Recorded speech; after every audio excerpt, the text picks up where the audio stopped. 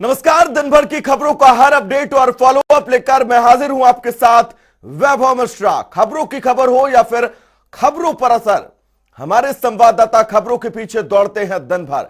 Ground zero से तमाम खबरें बताएंगे हमारे ग्राउंड जीरो पर मौजूद जनता रिपोर्टर।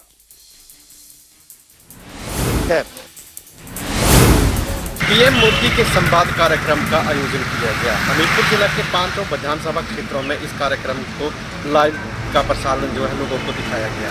टौणी देवी ब्लॉक में तहसील परिसर में पूर्व मुख्यमंत्री प्रेम कुमार धूमल ने बीजेपी कार्यकर्ताओं के संग वहां पर पीएम मोदी के संवाद कार्यक्रम को देखा। इस दौरान प्रेम कुमार धूमल ने पीएम मोदी को जनता से सीधा संवाद करने के लिए आभार जताया है। वहीं उन्होंने कहा कि पीएम मोदी ने हिमाचल प्रदेश की वैक्सीन लगवाने के लिए सराहना की है, जो कि हिमाचल के लिए गर्व की बात है। उन्होंने कहा कि पीएम मोदी ने कहा कि हिमाचल वैक्सीन में अव्वल रहा है पूरे भारतवर्ष में, जो कि काबिल तारीफ है। वहीं उन्होंने सभी स्वास्थ्य कार्यकर्ताओं और प्रदेश की सरकार को इसका श्रेय दिया है। तो वैक्सीनेशन संवाद जो है वो शुरू हो चुका है। देश के प्रधानमंत्री हिमाचल के उन लोगों से वर्चुअल के माध्यम से बात कर रहे हैं जिन्होंने कोविड वैक्सीन में अपनी अहम भूमिका निभाई और हिमाचल को नंबर 1 राज्य बनाने में अब साथ दिया और सहयोग दिया। आप मेरे पीछे देख सकते हैं कि किस प्रकार से देश के प्रधानमंत्री हिमाचल प्रदेश के डॉक्टर्स और वैक्सीन में अपनी अहम भूमिका निभाने वालों के साथ वर्चुअल संवाद कर रहे हैं। डॉक्टर और जितने भी स्वयं सहायता समूह है या स्वास्थ्य कर्मचारी हैं, वो लगातार प्रधानमंत्री को जिन कठिनाइयों का सामना करके उन्होंने इस अभियान को चलाया है उसके बारे से अवगत कर रहे हैं और साथ में हिमाचल की भौगोलिक स्थिति को लेकर भी देश के प्रधानमंत्री को अवगत करवाया जा रहा है कि किन कठिनाइयों से उन्होंने यहाँ पर वैक्सीनेशन को में हिमाचल को नंबर 1 लाने में साथ दिया है। कुल मिला के देश के प्रधानमंत्री भी लगातार उनसे बात कर रहे हैं और उनसे जानने का प्रयास कर रहे हैं कि किस प्रकार हिमाचल पहले नंबर पर पहुंचा। और साथ में मैं आपको बता दूं कि इस वर्चुअल रैली के माध्यम से भारतीय जनता पार्टी के राष्ट्रीय अध्यक्ष जेपी नड्डा जुड़े हैं और साथ में हिमाचल प्रदेश के मुख्यमंत्री, स्वास्थ्य मंत्री, ये सभी जुड़े हैं। और ऊना से अगर बात की जाए तो ऊना से छठे राज्य वित्त आयोग के अध्यक्ष सतपाल सिंह सत्ती इस कार्यक्रम में मुख्य रूप पर उपस्थित हैं। उत्तर प्रदेश के मुजफ्फरनगर के बाद हरियाणा के करनाल में 7 सितंबर को किसानों ने महापंचायत करने का ऐलान किया है। पंजशीर पर कब्जे के दावे के बाद अफगानिस्तान में सरकार बनाने की तैयारी तेज हो गई है। दरअसल तालिबान ने चीन और पाकिस्तान समेत 6 देशों को न्योता भेज दिया है, यानी अफगानिस्तान में सरकार का गठन कभी भी हो सकता है। ऐसे में देखना दिलचस्प होगा कि इन 6 देशों के अलावा तालिबानी सरकार को और कौन कौन सा देश मान्यता देता है और भारत का इस मसले पर क्या रुख होता है। ये देखना अपने आप में दिलचस्प होगा। तो अफगानिस्तान में तालिबान अब जल्द ही सत्ता संभालेगा। दरअसल अफगानिस्तान की राजधानी काबुल में तालिबान सरकार गठन के लिए बड़ा समारोह करने की तैयारी कर रहा है। इस समारोह में शामिल होने के लिए तालिबान ने 6 देशों को न्योता भेजा है। ये 6 देश हैं पाकिस्तान, तुर्की, कतर, रशिया, चीन और ईरान। तालिबान ने यह न्योता तब भेजा जब अफगानिस्तान के आखिरी प्रांत पंजशीर को कब्जे में लेने का दावा किया। वहीं आपको बता दें कि तालिबान की ओर से जिन देशों को न्योता भेजा गया उनमें से कतर को छोड़ दे तो बाकी सभी की तरह किसी न किसी तरह से अमेरिका के साथ अदावत है। पंजशीर पर तालिबानियों के कब्जे का दावा किया जा रहा है, लेकिन अभी भी जो अहमद मसूद है उनकी तरफ से साफ यही कहा गया है कि पंजशीर पर अब भी उनका कब्जा है, वो पंजशीर में मौजूद हैं और जिसको भी उनका साथ देना है वो उनके साथ आए और तालिबानियों के खिलाफ लड़ाई जारी रहेगी। लेकिन दूसरी तरफ तालिबान लगातार सुबह से यही और लगातार पिछले कई दिनों से दावा करता हुआ आ रहा है कि उसका पंजशीर पर अब पूरी तरीके से कब्जा है। जिस तरीके से आपने देखा भी होगा कि तालिबानी लड़के पूरी तरीके से पंजशीर पहुंच चुके हैं। लेकिन अब ये पंजशीर की लड़ाई कब जाकर खत्म होगी, क्या अहमद मसूद के दावे में कितनी सच्चाई है या फिर तालिबान जो कि लगातार दावे कर रहा है कि पंजशीर अब उसका है। पंजशीर में नॉर्दर्न अलायंस और तालिबान के भीषण जंग के बीच तालिबान की पूरी पंजशीर पर कब्जे की खबरें आ रही हैं। खबर है कि तालिबान के खिलाफ विद्रोह की आवाज बुलंद करने वाले अहमद मसूद ने तालिबान से बातचीत की पेशकश की है। मतलब साफ है, शेर की तरह दहाड़ने वाले अहमद मसूद बैकफुट पर आ गए हैं। हो सकता है कि सोमवार को तालिबान के सामने अहमद मसूद घुटने टेक दे। इससे पहले आज दिन भर तालिबान और पंजशीर के लड़ाकों के बीच जंग जारी रही। हिंदी फिल्मों के गीतकार जावेद अख्तर ने राष्ट्रीय स्वयंसेवक यानी आरएसएस की तुलना तालिबान से की है, जिसके बाद से वो लगातार ट्रोलर्स के निशाने पर है। इसी कड़ी में शिवसेना ने अपने मुखपत्र सामना के जरिए जावेद अख्तर पर पलटवार किया है। सामना में कहा गया है कि आरएसएस अगर तालिबान विचारों वाला होता तो 3 तलाक जैसे कानून को पारित नहीं किया जा सकता, लाखों महिलाओं को आजादी नहीं मिलती। हिंदी फिल्मों के गीतकार जावेद अख्तर ने राष्ट्रीय स्वयंसेवक संघ और तालिबान की तुलना की है, जिसके बाद से लगातार वो ट्रोलर्स के निशाने पर है। इसी कड़ी में अब शिवसेना ने अपने मुखपत्र सामना के जरिए जावेद अख्तर पर पलटवार किया। सामना में कहा गया कि आरएसएस अगर तालिबानी विचारों वाला होता तो 3 तलाक के खिलाफ कानून न बना होता, लाखों मुस्लिम महिलाओं को आजादी न मिलती।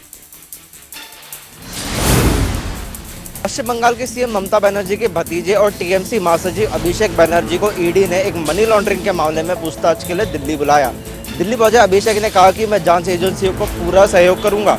अभिषेक ने बीजेपी पर निशाना साधते हुए कहा कि भले अब वो पश्चिम बंगाल में चुनाव हार गए हो, लेकिन बदला निकालने के लिए एजेंसियों का इस्तेमाल कर रहे हैं। अभिषेक ने अपने खिलाफ सबूत मिलने पर खुद को फांसी तक लगा लेने की बात कही।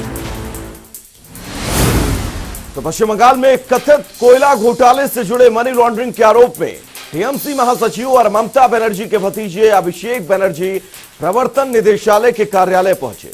मीडिया से बातचीत करते हुए अभिषेक बनर्जी ने कहा कि उन्हें ईडी ने पूछताछ के लिए नोटिस जारी किया था, उसी आधार पर वो ईडी के सामने पेश हुए।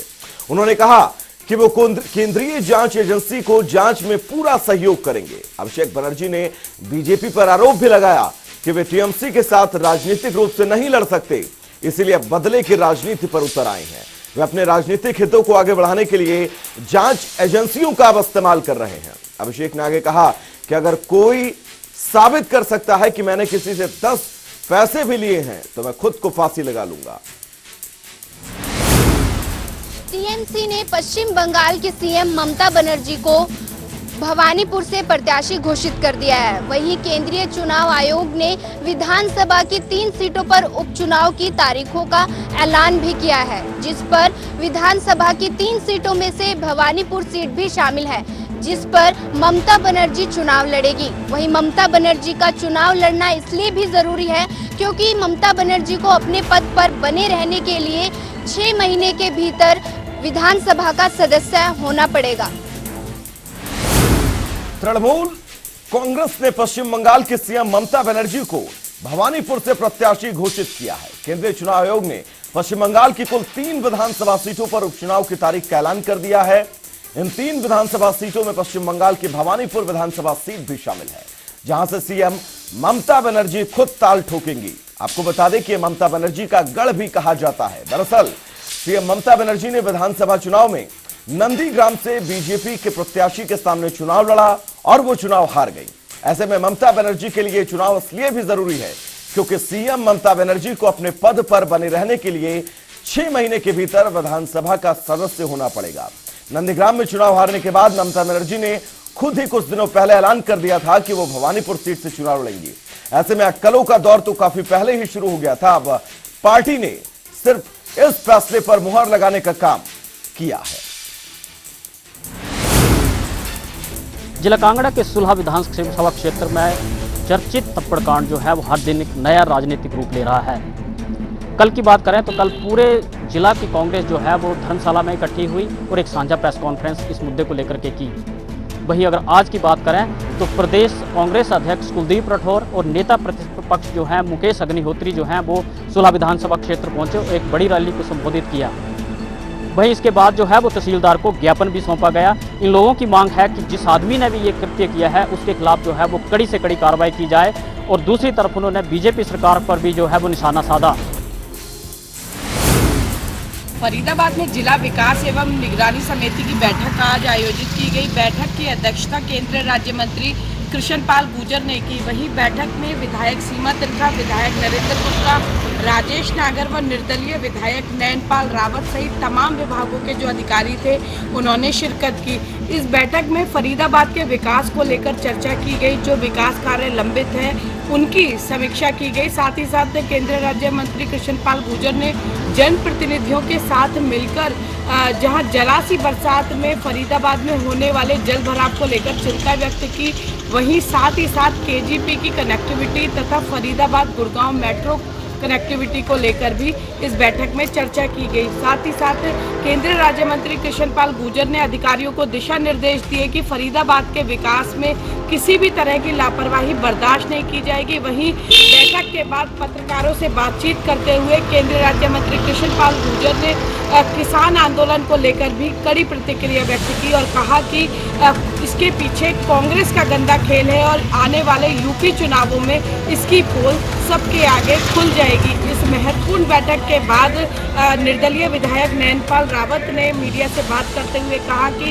यह बैठक काफी अहम रही और उम्मीद जताई जा रही है कि इस बैठक के बाद विकास को और अधिक फरीदाबाद में गति मिलेगी।